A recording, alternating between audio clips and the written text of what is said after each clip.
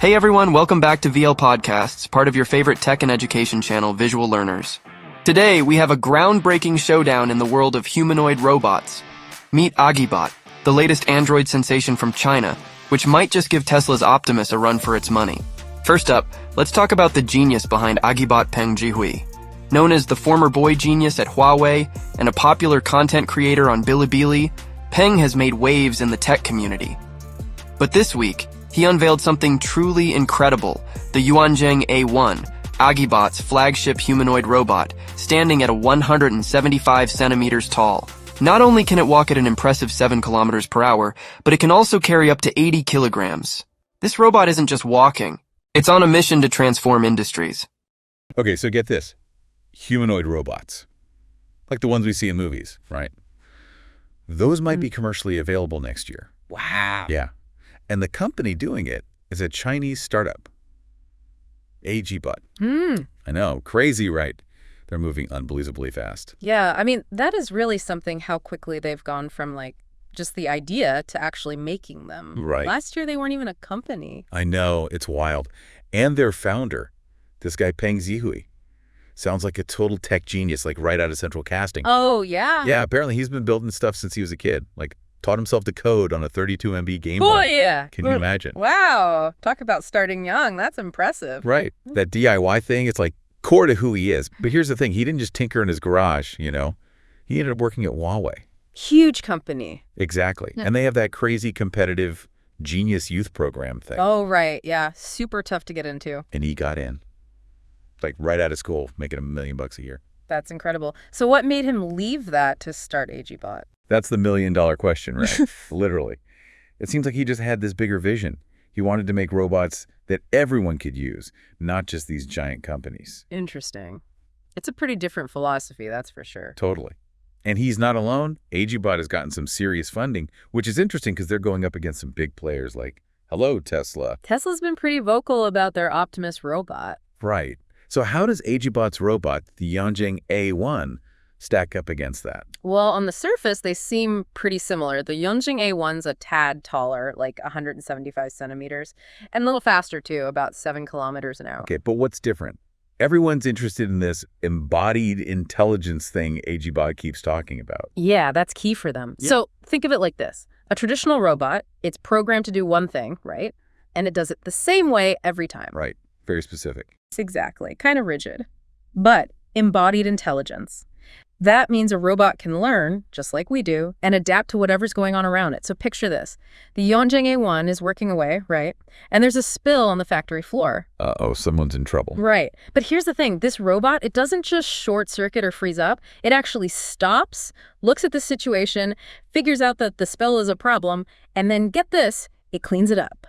No way. Seriously? Yeah.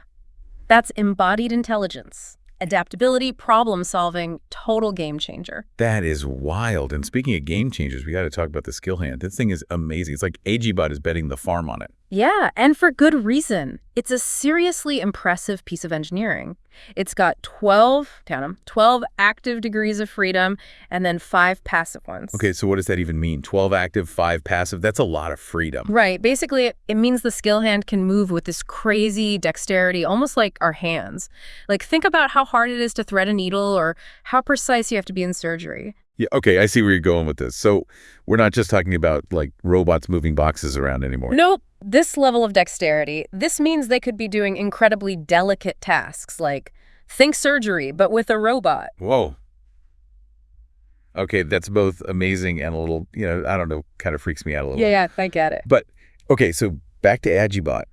I read that they're building this massive factory in Shanghai to make these things. Yeah, that's happening. They've partnered up with this group, Lingang Group.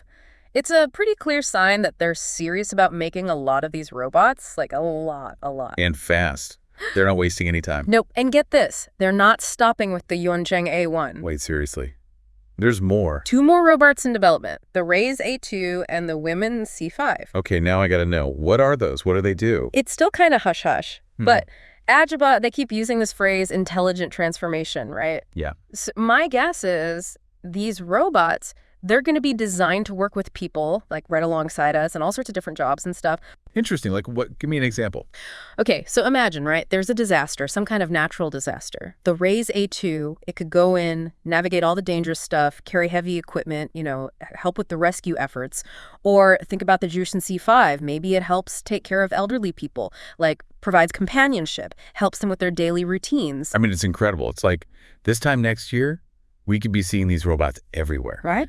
It's definitely possible. Changing how we work, how we live, everything. Yeah, and here's another thing. Their pricing is just as wild as their tech. Oh, yeah. They're aiming to sell the Yuanzheng A1 for under US $27,000. Get out. Yeah. That's like way cheaper than most industrial robots out there right now. Oh, yeah, definitely. It's a huge deal. So that's a game changer for smaller companies that could never afford this kind of tech before, right? Exactly. Affordability, embodied intelligence. It's like AgiBot's out to shake things up.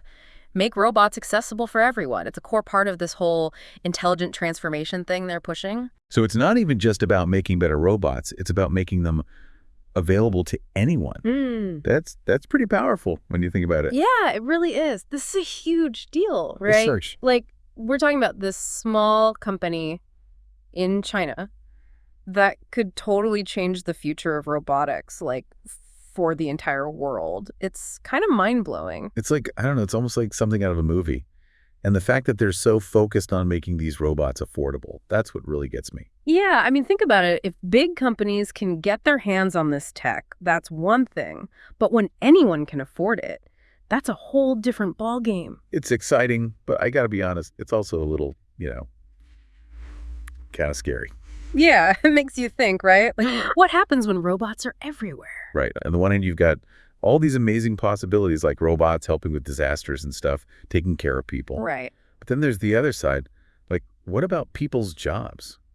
If robots can do everything, what happens to us? That's the big question, isn't it? And it's not just jobs, it's ethics too, Like, is it okay to rely on machines that much? These are things we really need to talk about as a society. Exactly. Like, figure out what it all means, where we go from here. Yeah, because the technology itself, it's not good or bad. It's just, it's technology. It's how we use it that matters. You're right. It's about making sure we're in control, shaping how this all plays out. Exactly. We can't be afraid of the future. We got to help create it.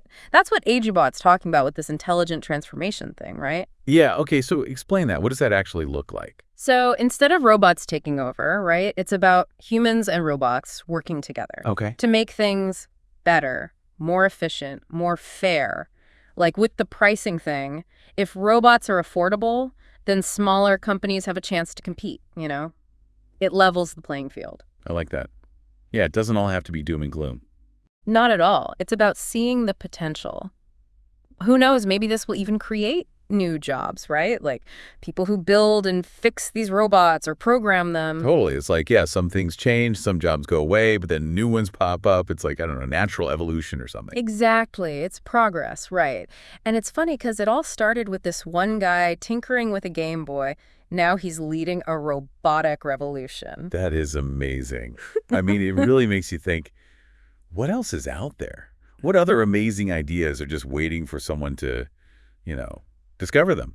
And you know what? That's a great question for our listener to think about. Yeah, what do you think? What could a robot do to make your life better? Exactly.